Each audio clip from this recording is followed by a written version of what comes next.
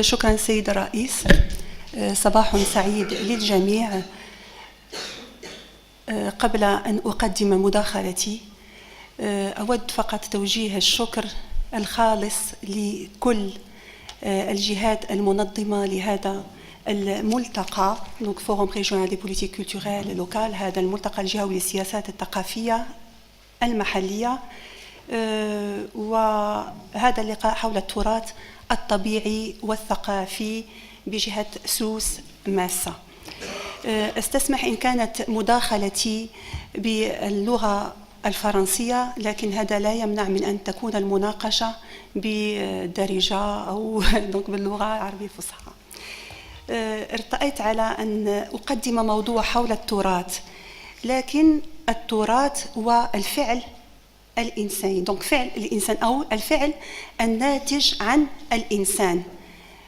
Donc le patrimoine est action anthropique, une ambivalence entre valorisation et dévalorisation. Peut-être pour les uns, ils seront surpris devant l'usage de dévalorisation. D'où le fait de parler d'une ambivalence entre valorisation et dévalorisation.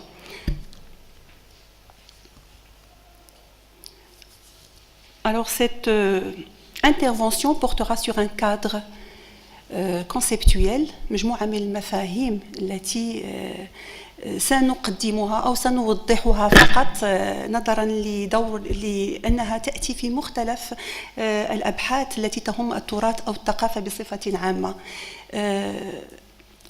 Et puis on passe directement à l'action anthropique entre une valorisation et dévalorisation. Et dans ce cas-là, on traitera un cas, c'est le cas d'un site historique, pittoresque. On peut lui donner plusieurs attributions. En fait, c'est le site Agadir Oufilla. Alors, dans le cadre conceptuel, nous aborderons la notion du patrimoine et la culture, la mise en valeur et mise en exposition, la valorisation et dévalorisation, donc le management, surtout le management culturel ou l'ingénierie culturelle.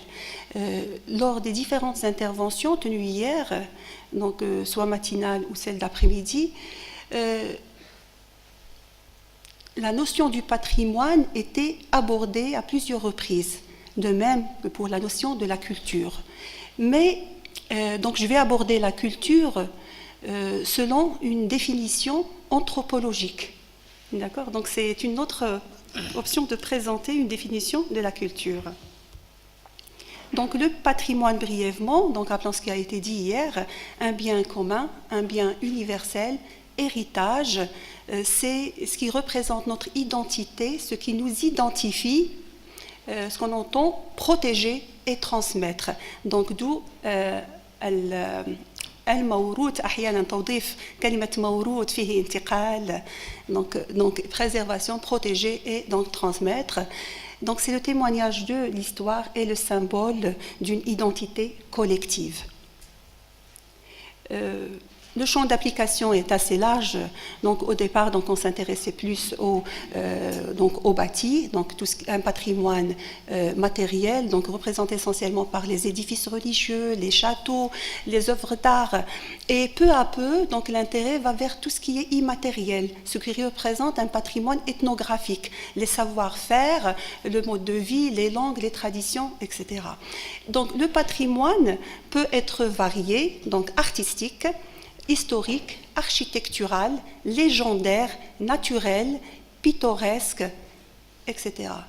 Donc, mais un site patrimonial peut avoir un caractère à la fois artistique et donc architectural, donc ou bien donc les trois. Donc je cite à titre d'exemple le Qsbat, le Qsor, etc. Donc ils présentent généralement donc un aspect à la fois pittoresque, un aspect historique, donc ils ont une histoire, et donc architecturale, une architecture donc qui est typique à une zone bien définie. Donc la notion de la culture sera abordée selon une définition donnée par l'anthropologue britannique Edward Taylor. Je trouve que c'est une définition qui est globale et qui donne à la culture son aspect universel et qui la rapproche un peu à la civilisation. D'accord?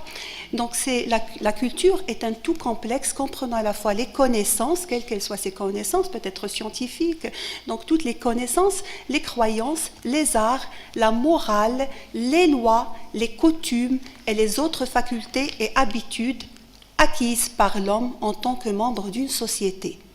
D'accord? C'est très intéressant dans la mesure où ces composantes constituent des objets donc patrimoniaux. Ce sont des éléments culturels donc, qui constituent donc, des objets patrimoniaux qu'on peut valoriser.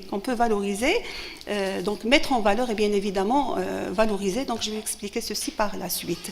Donc, chez cet anthropologue, donc vous voyez la définition, elle est donnée en 1871 et peut-être c'est la définition d'où émane celle de l'UNESCO.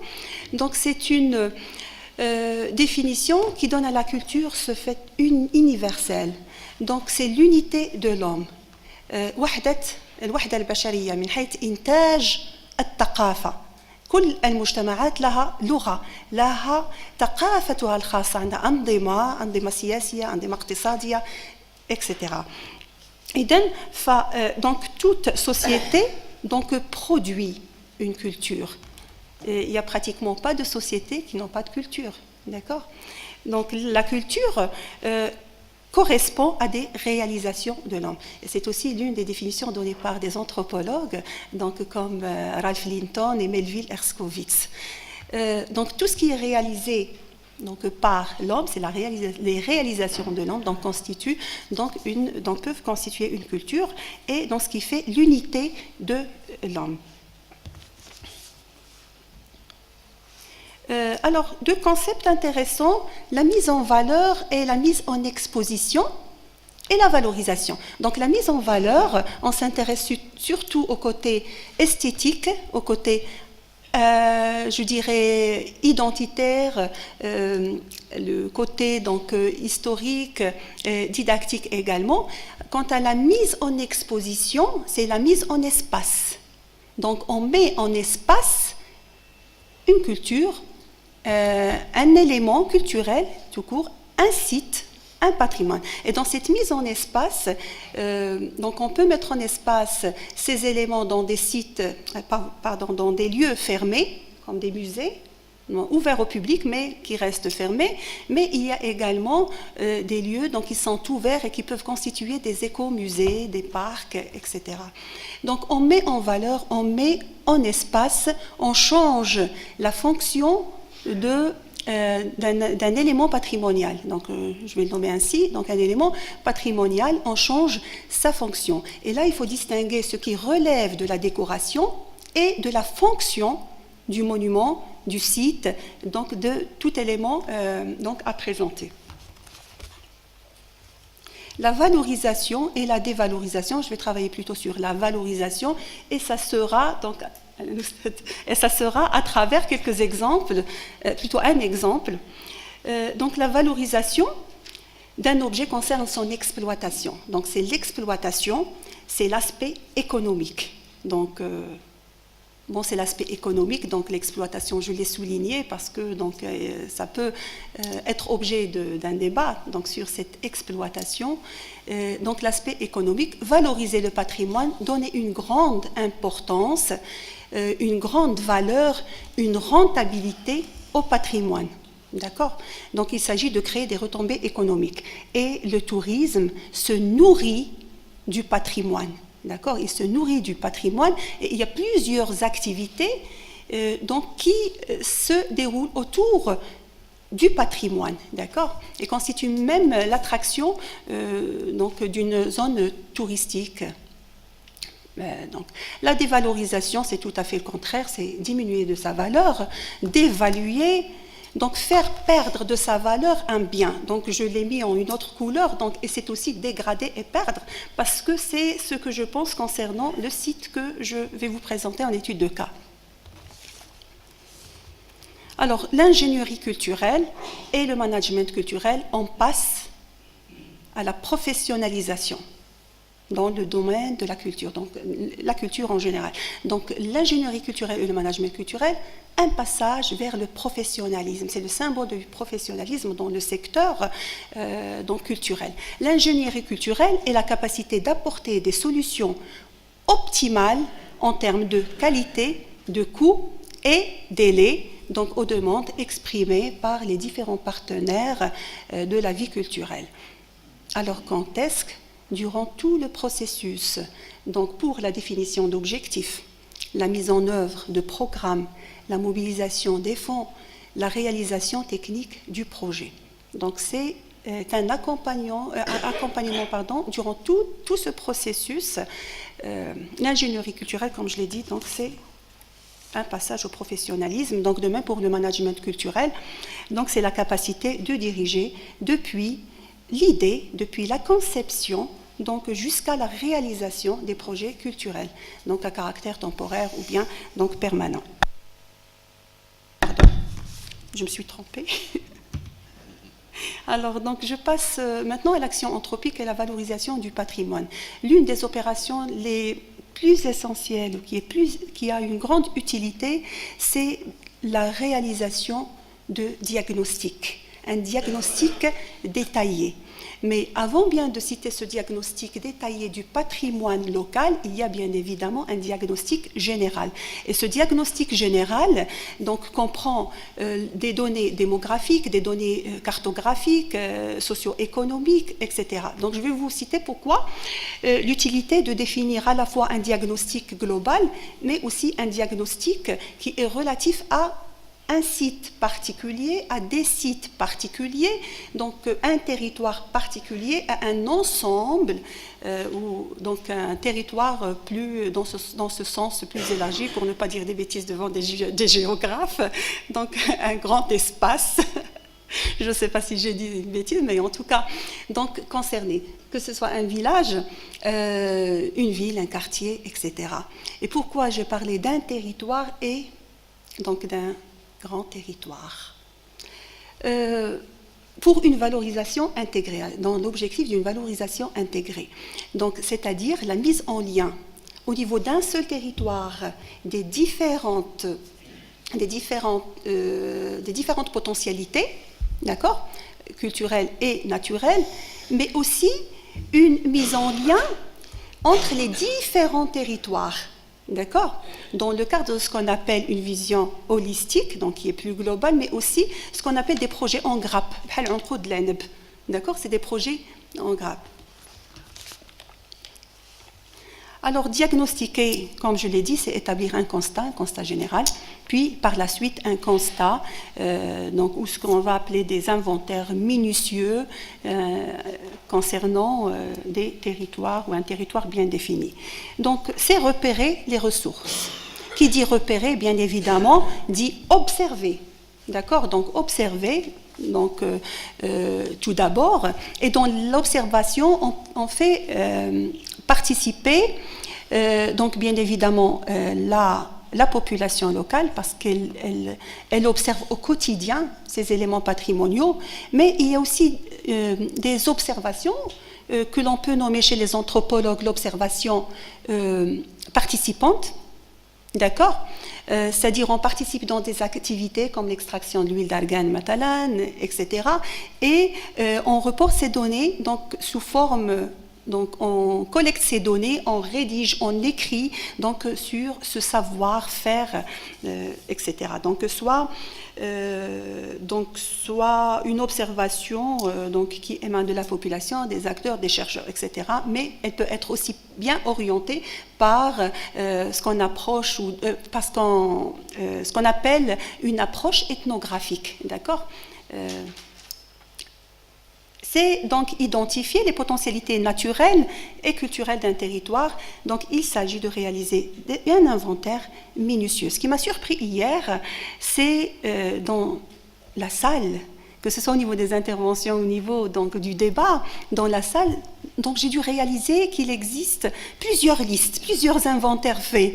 Donc, l'une des recommandations, c'est de travailler sur une seule liste globale, mais qui est bien donc une liste pour unir les efforts. Donc, il faut passer à d'autres étapes. Il ne faut pas rester dans le cadre d'identifier donc les sites, mais de passer à la mise en valeur, la valorisation. Alors, on identifie tout ce qui peut être considéré comme patrimoine culturel ou naturel, donc à savoir, donc nous l'avons cité, donc les objets d'art, les monuments historiques, traditions, etc., et tout patrimoine ethnographique. Identifier le patrimoine permet l'usage des ressources pour créer des activités. D'accord ?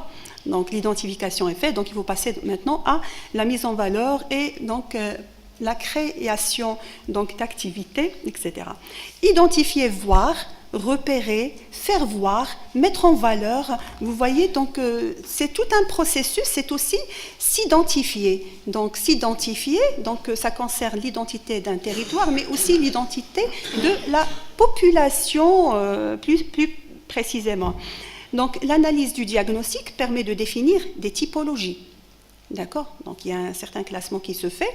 Donc d'orienter les choix stratégiques, d'éviter les conflits aussi entre les différents acteurs et d'identifier les acteurs et les partenaires principaux, qui fait quoi. C'est très important de définir donc la tâche de chaque acteur et donc définir bien évidemment dans les étapes qui suivent donc la clientèle. Donc diagnostic, inventaire, mise en valeur, valorisation, et donc c'est créer des retombées, et l'objectif principal reste donc c'est le développement local, développement durable, vous le nommez comme vous voulez, mais l'essentiel c'est qu'il y ait un développement humain, social et donc économique. Le patrimoine est présent dans tous les territoires. Il y a quasiment, donc toutes les communes ont des sites ou des potentialités à valoriser. Alors, où est le problème alors? Donc, il est spécialement, il réside dans la mise en visibilité. Donc, il faut le mettre, il faut qu'il soit visible. Donc, la mise en visibilité, donc c'est donner la vie, créer, recréer, etc. Les sites et les ressources sont négligés. Donc, on pourrait parler de cette créativité donc, par la suite.